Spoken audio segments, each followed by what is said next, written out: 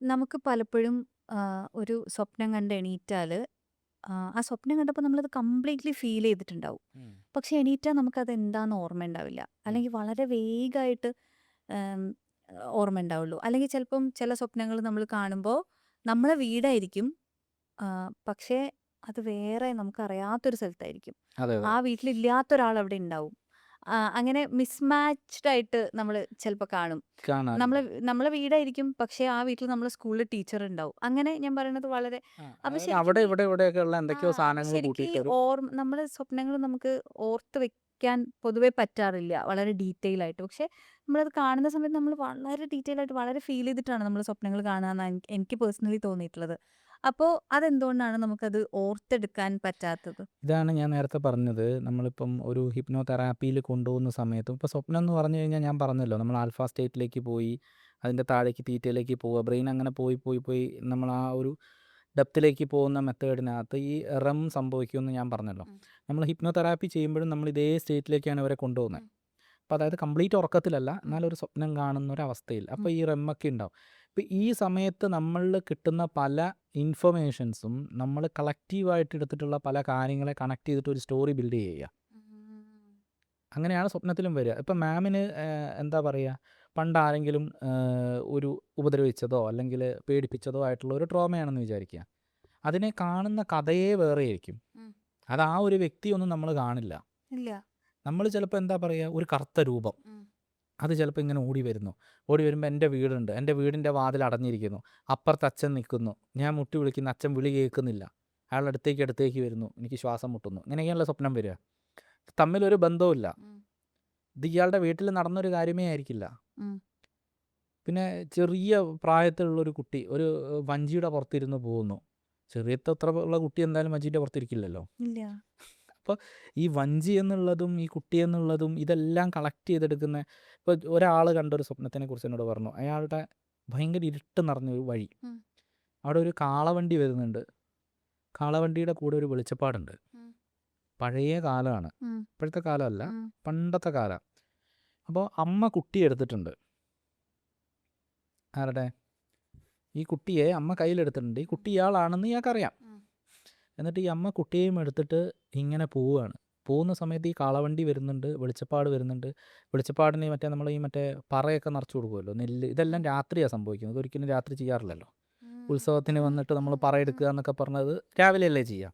ഇപ്പോൾ രാത്രി പറയെടുക്കുന്നുണ്ട്. ഈ അമ്മ ഈ കുട്ടിയെ ഇവർക്ക് ദാനം ചെയ്യുന്നു. ആർക്ക്?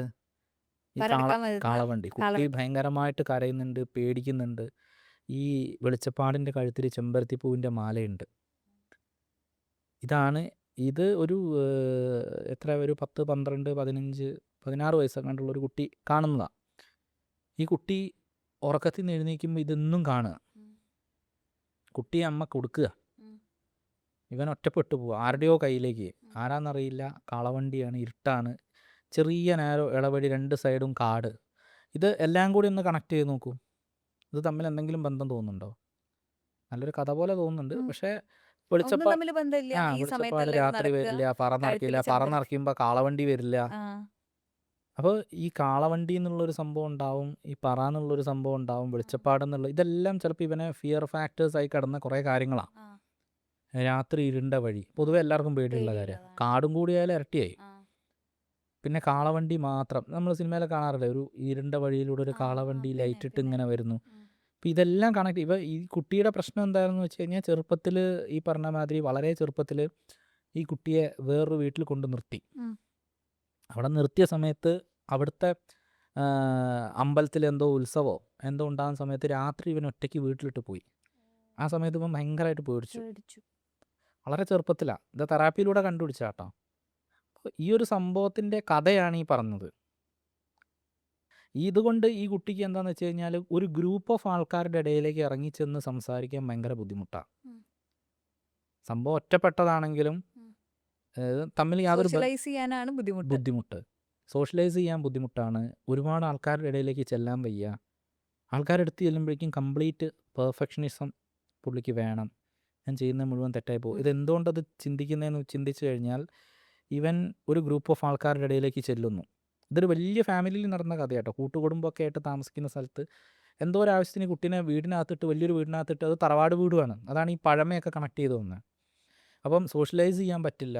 സോഷ്യലൈസ് ചെയ്യുമ്പോൾ എന്താ ഇവൻ വീണ്ടും അബാൻഡൻഡ് ആവുമോ എന്നുള്ള പേടിയാണ്. ഇവൻ്റെ ഭാഗത്ത് മിസ്റ്റേക്ക് പറ്റിക്കഴിഞ്ഞ് ഇവനെ ഒറ്റപ്പെടുത്തില്ലേ. ഈ സ്വപ്നം ഇപ്പം സ്വപ്നമായിരുന്നു എന്നുണ്ടെങ്കിൽ ചെറുപ്പത്തിലൊക്കെ രാത്രി കുട്ടി വെറുതെ പുറത്തേക്ക് നോക്കി ഇത് പൊസഷനായിട്ട് കാണുമായിരുന്നു. ആരോ വരുന്നുണ്ട്, വരുന്നുണ്ട്. ചെമ്പരത്തിപ്പൂ മാലയിട്ട് വരുന്നു. അപ്പം ഇവൻ പറയുന്നത് അതേ ഡ്രീം തന്നെയാണിത്. അപ്പോൾ ഇതിന് നോക്കുമ്പോൾ എന്താ പറയുക, അത് തറവാട്ടിൽ ഭഗവതി ക്ഷേത്രമുണ്ട്, ആ അമ്പലത്തിലാണ് പോയതേ. അപ്പം അവിടുത്തെ ദുരിതമാണ്, ഭഗവതി കോപിച്ചാണ്, പൊസഷനാണെന്നാണ് പറയാ. മനസ്സിലായി. അപ്പോൾ അത് സത്യത്തിൽ ഇതിൻ്റെ കഥ ഇതാ. നമ്മളത് ഇൻ്റർപ്രറ്റ് ചെയ്ത് തെറാപ്പിയിലേക്ക് കൊണ്ടുപോയി നമ്മൾ ഹിപ്നോട്ടിസം ചെയ്ത് ഹിപ്നോ തെറാപ്പിയിലേക്ക് ഇത് എടുത്തുകൊണ്ട് പോകുന്ന സമയത്ത് കിട്ടിയ കഥ ഇതാണ്.